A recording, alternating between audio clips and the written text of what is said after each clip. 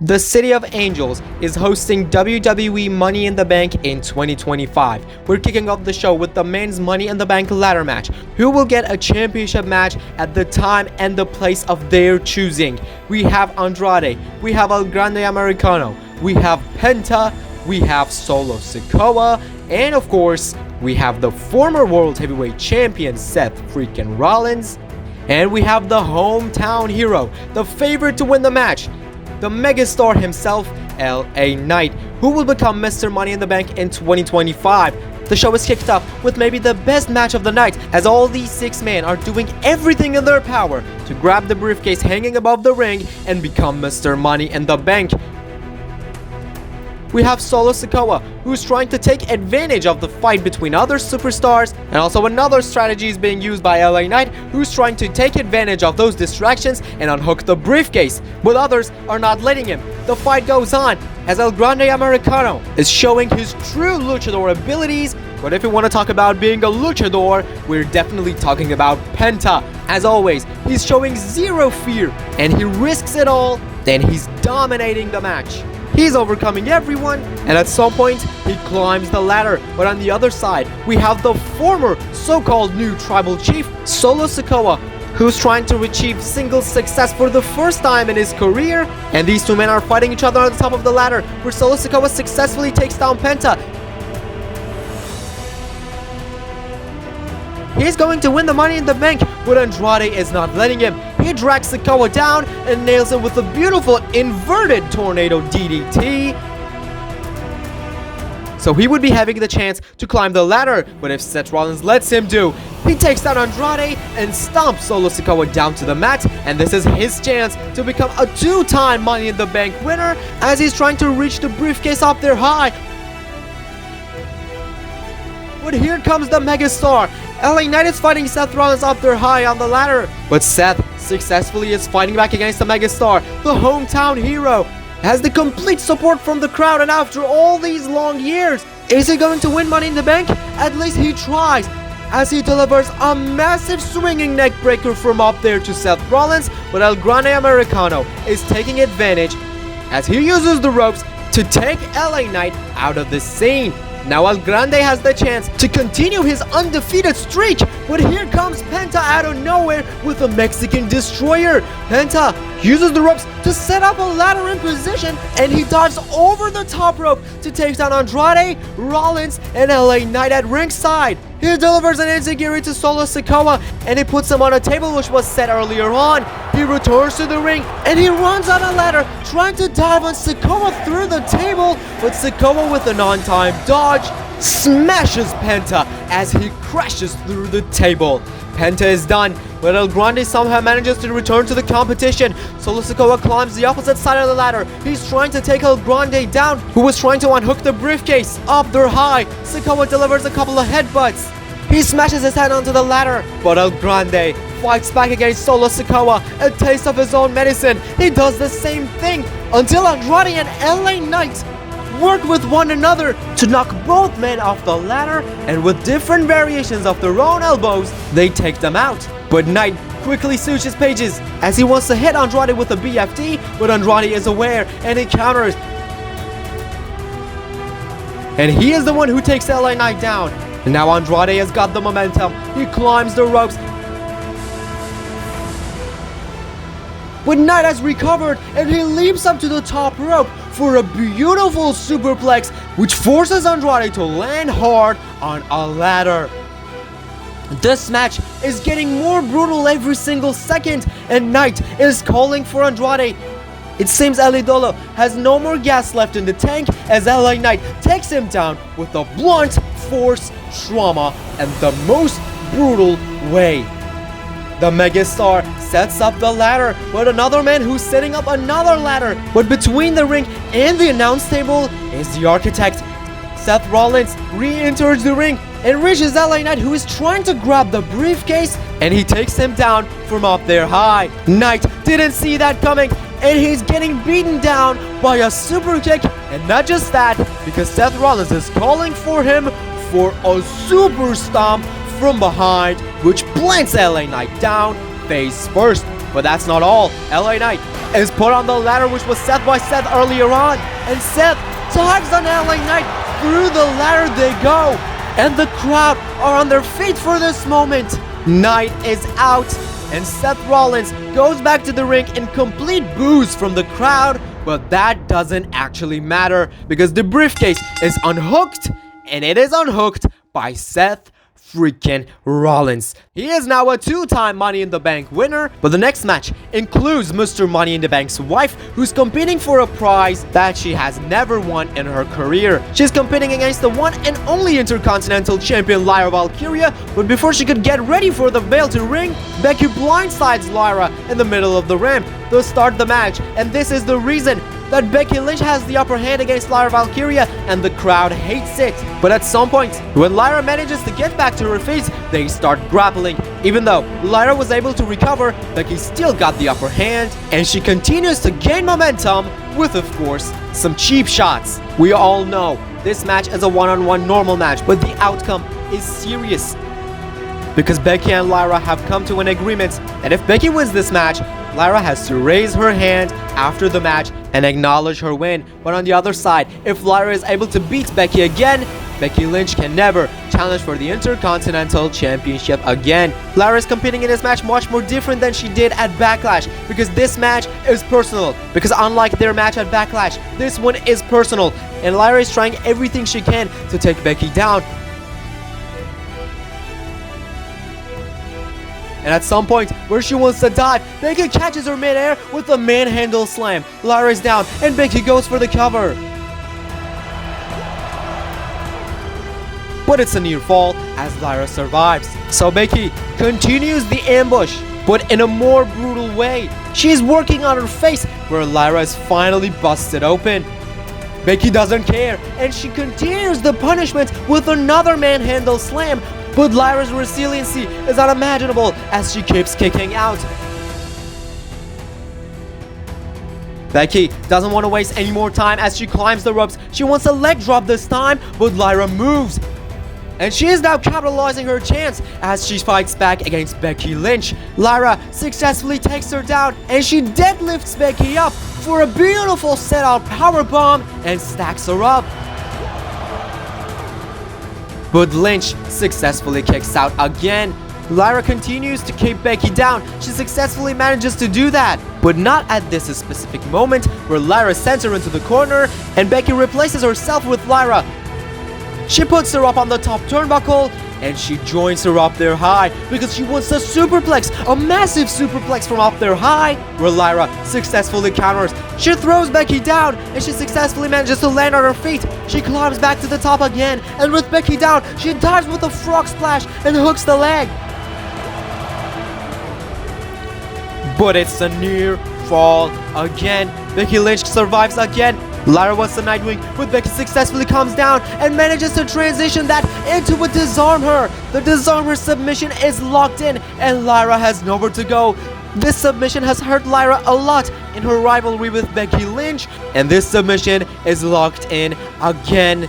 But somehow, Lyra manages to slip her hand out of the submission, but it truly aches. It really hurts badly, and Becky takes advantage of this for a third manhandle slam. But Becky Lynch has made Lyra's resiliency before, and she knows this may not be the end of this match, so she goes out because she wants to do something worse. Near the announce table, there's a steel chair which Becky picks it up, but she's not able to return to the ring because of the returning role model. Bayley is back and she's not letting Becky Lynch do that. She was attacked and taken out by Becky Lynch on the evening before WrestleMania Sunday, and she's back for revenge. As Bayley continues to distract her, Lyra dives through the ropes for a kick, but Becky moves and Lyra takes down Bayley instead. By accident, Lyra took out her own friend and Becky takes advantage. She sends Lyra back in the ring and she climbs the ropes. Bayley is down, so is Lyra, and Becky dives with a leg drop right on the throat of the Women's Intercontinental Champion. And Becky picks her up, sets her in position for a fourth manhandle slam. And that's it. Becky Lynch is your new Intercontinental Champion, and Lyra Valkyria has to raise the man's hand because of the agreement and because Becky Lynch is your new Women's Intercontinental Champion. We have a new Women's Champion, but now it is time to crown the Women's Money in the Bank winner. A woman that we can say is here representing the Judgment Day, Roxanne Perez, is competing in this match, as well as Rhea Ripley, the recently called up to the main roster superstar Julia, Naomi, who's really looking forward to this match, and of course, La Primera. She was successful to win the qualifying match after she became a Raw superstar, and here she is. But so is Alexa Bliss, who's trying to become a two-time Women's Money in the Bank winner, and of course, the first ever two-time Women's Money in the Bank winner. The match is as brutal as expected, and like the men's match, different strategies are used, like Roxanne Perez, who tries to stay out of the brutal brawl, but on the other side, we have a strategy used by Rhea Ripley, who's trying to take over by beating the living hell out of everyone. But also, we have Alexa Bliss, who has enough experience to take down other 5 women, and she used bare hands and of course, weapons. At some point, she picks up a steel chair and decimates everyone using it.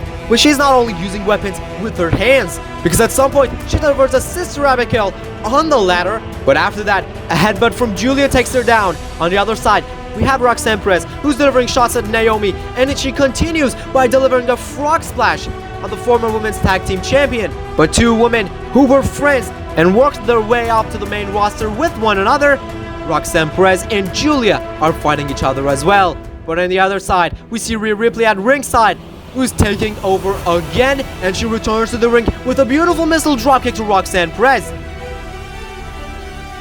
She picks up the ladder, but not to set it up to climb it, but to throw it brutally at Julia to take her down. On the opposite side of the ring, Naomi is laid out, and Rhea takes advantage of this to lock her in the prism lock, and Naomi has nowhere to go. Of course, tapping out doesn't matter, but Rhea is not looking for a superstar to tap out. She's looking for a punishment until she gets stopped by Stephanie Vaquer. She's taken down, and Stephanie has a devil's kiss for the Eradicator. Stephanie returns to the ring, and she's now taking over. She's now having the momentum against everyone. Devil's kicks for Roxanne Perez as well. We should keep an eye on the top rope where Julia wants to dive, but Stephanie is aware of her. And with an on-time dodge, she nails her with a super kick and a devil's kiss for Julia as well. Booker T would have loved this devil kiss party at Money in the Bank.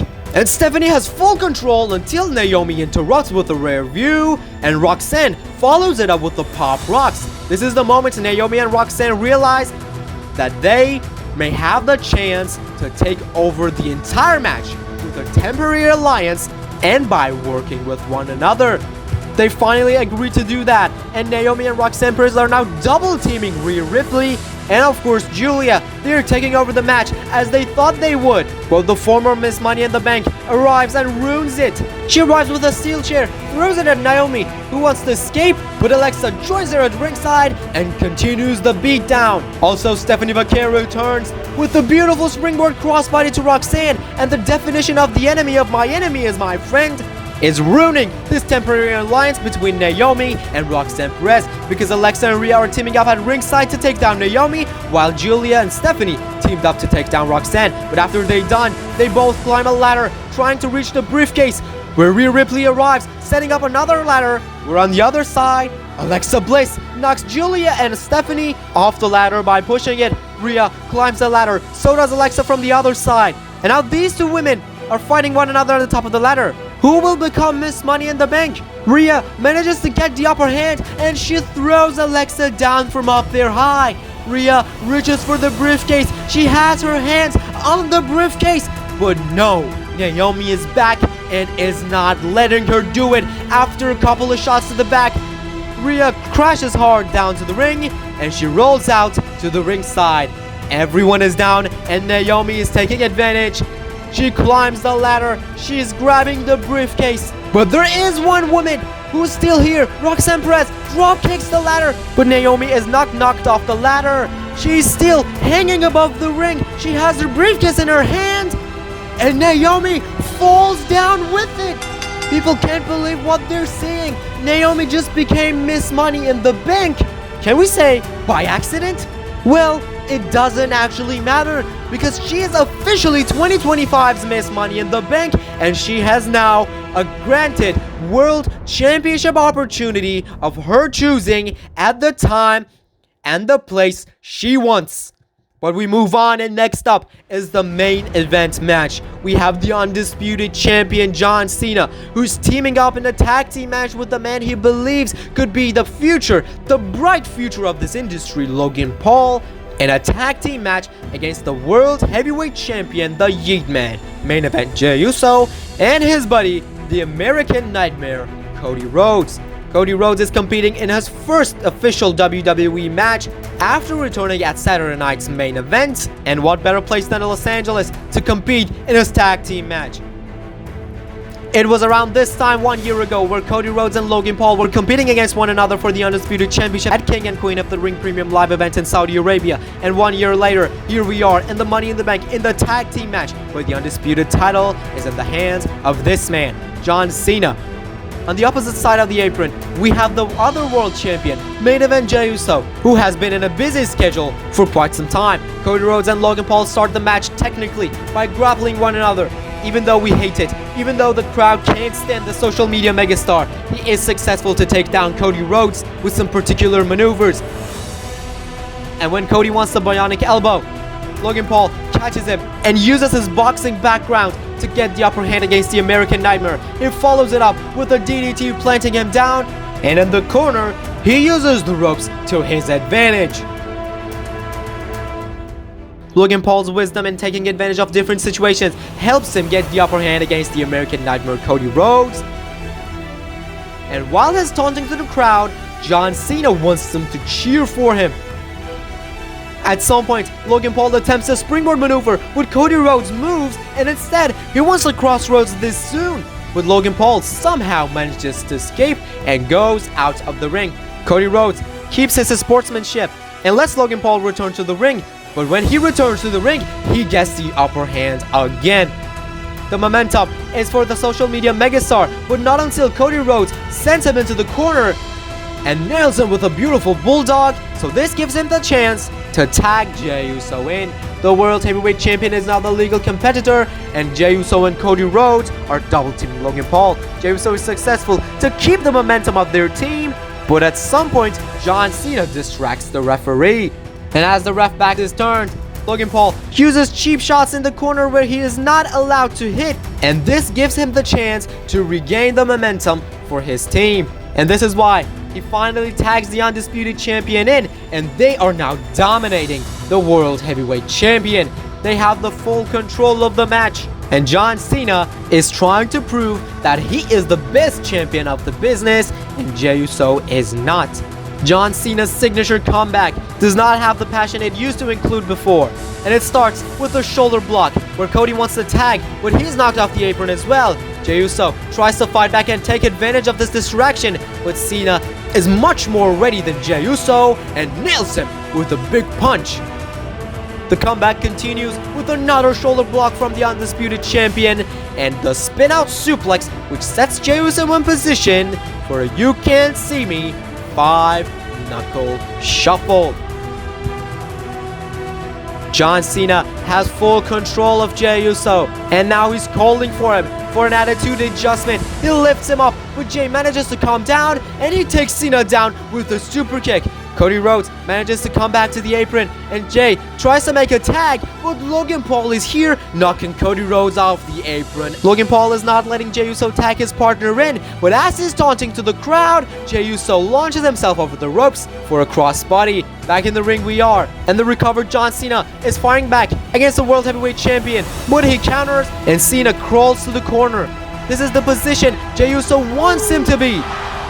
And a running hip attack by the World Heavyweight Champion takes down Cena, but he's exhausted as well, so he collapses. But Cody Rhodes makes it to the apron again. This time there's no Logan Paul, and Cody Rhodes wants the crowd to cheer for Jey Uso, and Jey somehow crawls all over the ring to make the tag with Cody Rhodes. Cody is now the legal competitor, and it goes to the corner after forearm, his signature power slam to John Cena. And he attempts an springboard attack where he's stopped by Logan Paul. What a shout out to his mentor Randy Orton. He spikes Logan's head with a spike DDT from the apron, and boom, a disaster kick to Logan Paul.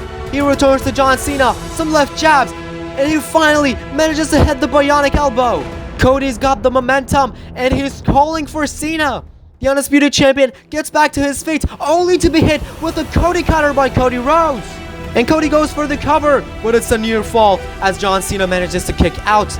Logan Paul returns, but not for attacking Cody Rhodes, but to distract the referee again. So this gives the chance for Cena to rake the eye of Cody Rhodes, but Jey Uso takes advantage, a taste of Cena's own medicine.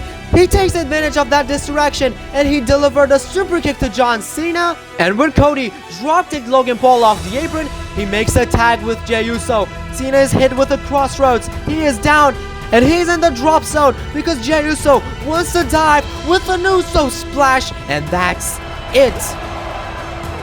But Logan Paul drags the referee out at the very last millisecond. Logan and Cena just played with the referee.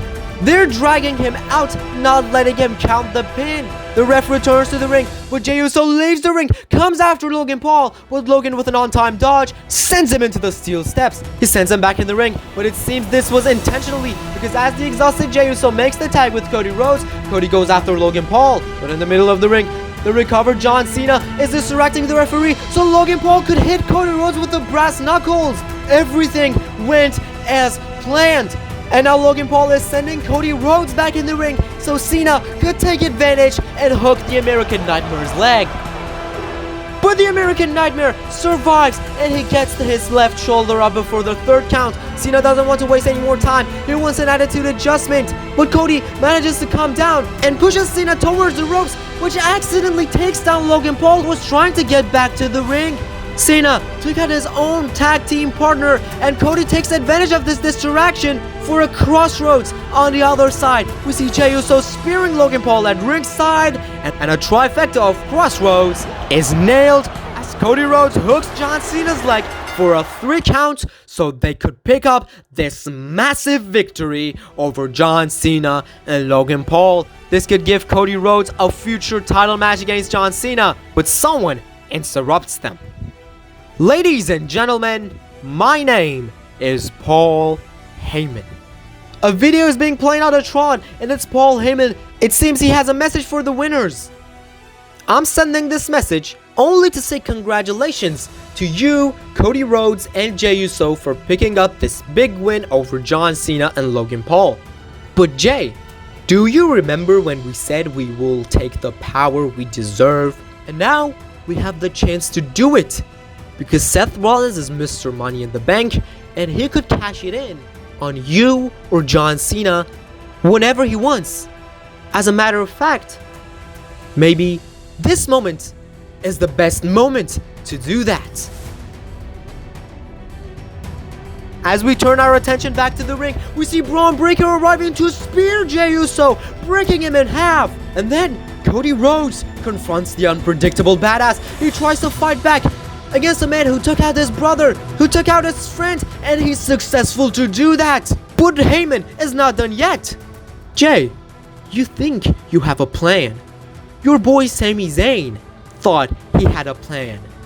But all those plans are ruined. Aren't these your friends, Jay? Sami Zayn, CM Punk, these two wanted to help you, but they can't thanks to this big man.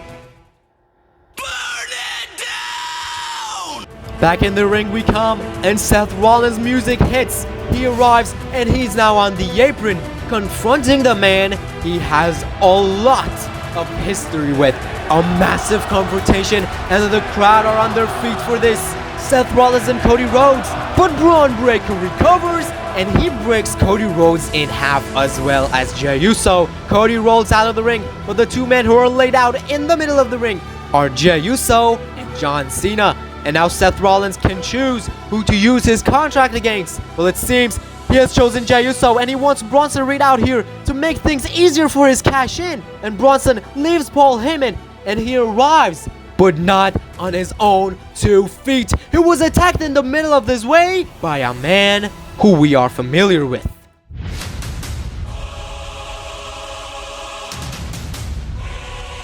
The OTC is back.